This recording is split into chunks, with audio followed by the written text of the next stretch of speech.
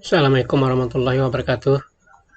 Pada sesi kali ini kita akan membahas tentang analisis standar tingkat pencapaian perkembangan anak atau STPVA, kompetensi inti, kompetensi dasar, dan indikator pembelajaran tematik. Standar tingkat pencapaian perkembangan anak merupakan kriteria minimal tentang kemampuan yang dicapai anak pada seluruh aspek perkembangan dan pertumbuhan yang memiliki ciri khas keislaman serta mencakup aspek nilai, agama, dan moral, fisik motorik, kognitif, bahasa, sosial emosional, serta seni.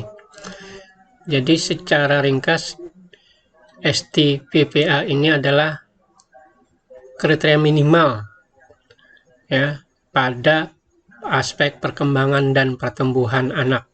Sedangkan ruang lingkup dari STPVA tersebut adalah yang pertama agama dan moral. Ini nanti berkaitan dengan akidah, akhlak, Quran hadis, dan bagaimana dia beribadah serta tentang kisah-kisah Islami. Kemudian yang kedua adalah fisik motorik yang berkaitan dengan perkembangan motorik kasar, motorik halus, kemudian kesehatan dan bagaimana berperilaku keselamatan. Yang ketiga adalah kognitif. Ini nanti berkaitan dengan perkembangan otak kognitif anak yang berkaitan dengan logika, ya. Kemudian bagaimana memecahkan masalah serta mengenal lingkungan, dan lebih jauh lagi akan melihat perkembangan teknologi ya, khususnya teknologi sederhana. Yang keempat adalah bahasa. Di sini diharapkan nanti perkembangan pada anak adalah dia bisa memahami bahasa dan serta mengekspresikannya, termasuk nanti mengenal tentang huruf-huruf atau keaksaraan. Jadi hanya sekedar mengenal ya. Kemudian yang kelima adalah sosial emosional. Ini berkaitan dengan hubungan anak nanti dengan orang lain ya, bagaimana dia nanti bisa bertanggung jawab, kemudian berperilaku supaya di dalam hubungan sosialnya menjadi lebih baik dengan orang lain. Yang keenam adalah seni. Seni di sini berkaitan dengan imajinasi dan bagaimana mengeksplorasi bakat seninya. Misalkan musik, drama, dan termasuk seni lukis, seni rupa, dan seni suara. Pada kurikulum ke-13, kita mengenal adanya kompetensi inti. Ya, untuk kompetensi inti pada RA dan pada PAUD umumnya ya, memiliki kompetensi yang sama, baik TKA maupun TKB. Yang pertama kita sebut dengan kompetensi inti yang berkaitan dengan sikap spiritual, yang bunyinya adalah menerima ajaran agama yang dianutnya. Kemudian kompetensi inti nomor 2 yaitu kompetensi inti yang berkaitan dengan sikap sosial, yaitu memiliki perilaku hidup sehat, rasa ingin tahu, kreatif, dan estetis, percaya diri, disiplin, mandiri, dan lain sebagainya yang berhubungan dengan sikap sosial ya. Kemudian kompetensi inti yang ketiga yaitu kompetensi pengetahuan, itu tentang bagaimana dia mengenali diri, mengenali keluarga, teman, dan lingkungan sekitarnya, serta berkaitan juga dengan agama, teknologi, dan tempat-tempat yang ada di sekitar anak, termasuk yaitu tempat bermain ya.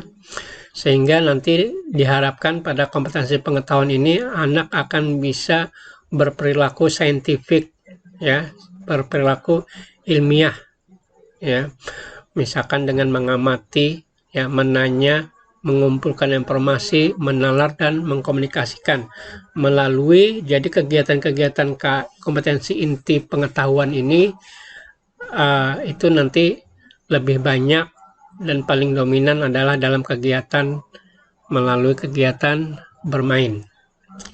Kemudian yang keempat adalah kompetensi yang berkaitan dengan keterampilan. Nah, disinilah Bapak-bapak, Ibu-ibu, penting sekali karena pada usia 4-6 tahun ini yang berkembang adalah otak motorik anak, ya. Jadi nanti bukan di kognitifnya, ya. Kognitif hanya sebatas pengenalan, mengenali. Yang tadi ada pada KI 3, ya. Di KI 4 inilah titik fokus nanti perkembangan anak, yaitu supaya kita bisa mengeksplorasi keterampilannya, yaitu yang bunyinya adalah menunjukkan yang diketahui, ya. Dia bisa menunjukkan, jadi berarti melakukannya, kemudian yang dirasakannya, yang dibutuhkannya, dan dipikirkannya melalui bahasa, musik, dan gerakan, ya. Serta nanti diharapkan anak pada usia ini akan menjadi lebih produktif di masa depannya, ya, sebagai fondasi dasar untuk dia lebih produktif dan kreatif. Sebenarnya pada usia 4-6 tahun ini anak-anak itu sangat kreatif, ya, rasa ingin tahunya tinggi, sehingga nanti bapak-bapak, ibu-ibu, selain KI 1 yang sikap spiritual, ya, dan sikap sosial KI 2, maka KI 4 ini sangat penting, ya. Nah, kalau kita lihat skemanya, kompetensi inti tadi bisa terlihat seperti berikut, ya. Ada kompetensi sikap, kemudian kompetensi pengetahuan dan keterampilan. Kalau sikap tadi itu terbagi menjadi 2, yaitu sikap spiritual KI 1 dan KI 2 sikap sosial. Kemudian yang ketiga pengetahuan itu, ya, kompetensi pengetahuan, kemudian KI 4 kompetensi keterampilan. Nah, seperti kurikulum yang terdahulu, ya, pada kurikulum sekarang yaitu kurikulum ke-13 itu tetap mengintegrasikan dari ke-6 aspek perkembangan selain kompetensi inti tadi, ya, yaitu setiap aspek perkembangan itu harus bisa melebur, berintegrasi, ya, pada kompetensi inti. Misalkan kompetensi agama dan moral itu nanti tentu saja berbicara tentang kompetensi sikapnya, ya, pengetahuan dan keterampilannya. Begitu juga dengan yang sosial emosional, ya, kognitif, bahasa, motorik, dan seni. Jadi secara ringkas, ya, di dalam ke-13 ini, kurikulum yang terbaru ini, kompetensi inti yang menjadi ruhnya ke-13, ya, itu akan terintegrasi dengan 6 aspek perkembangan. Nah, selain itu, ya, kompetensi inti itu akan dijabarkan menjadi kompetensi dasar, akan dijabarkan menjadi beberapa kompetensi dasar. Kemudian dari kompetensi dasar inilah nanti diturunkan indikator pencapaian pembelajaran, ya, indikator pencapaian perkembangan. Nah, untuk kompetensi inti 1, ya, sikap spiritual, dan kompetensi sikap sosial, itu kadi-kadinya pada pelaksanaannya saat pembelajaran itu adalah pembelajarannya tidak langsung, yang kita sebut dengan indirect teaching, ya, sehingga dalam hal ini maka indikator pencapaian perkembangannya itu tidak dirumuskan secara tersendiri, ya.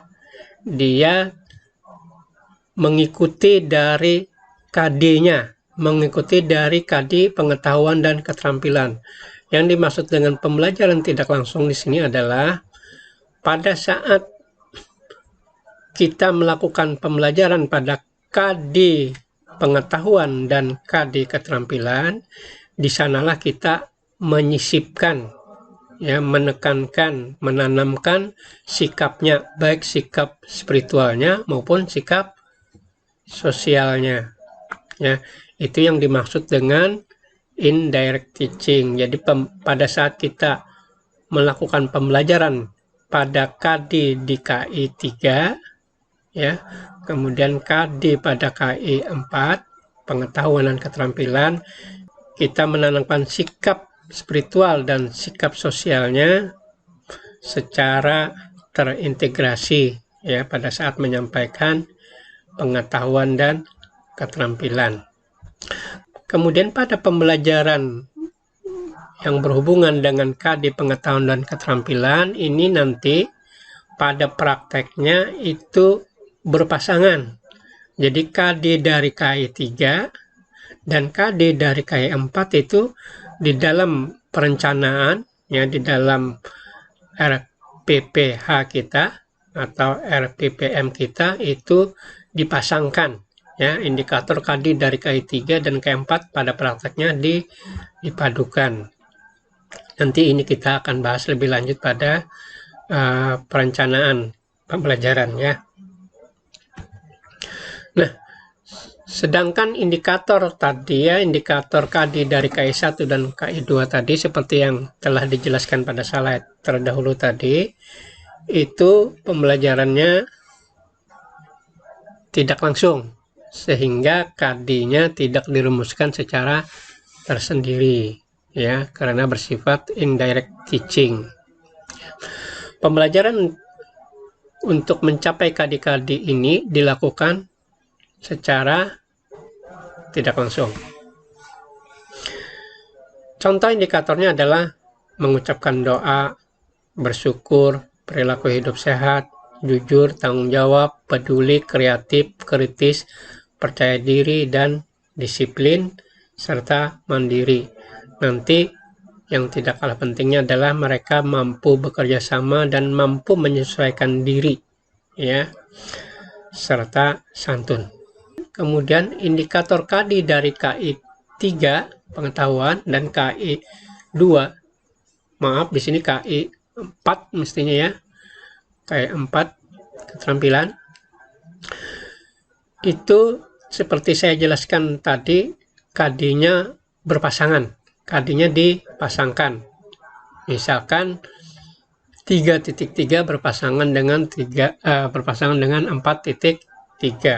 3.3 itu berkaitan dengan pengetahuan, yaitu mengenal anggota tubuh, fungsi dan gerakannya untuk pengembangan motorik kasar dan motorik halus.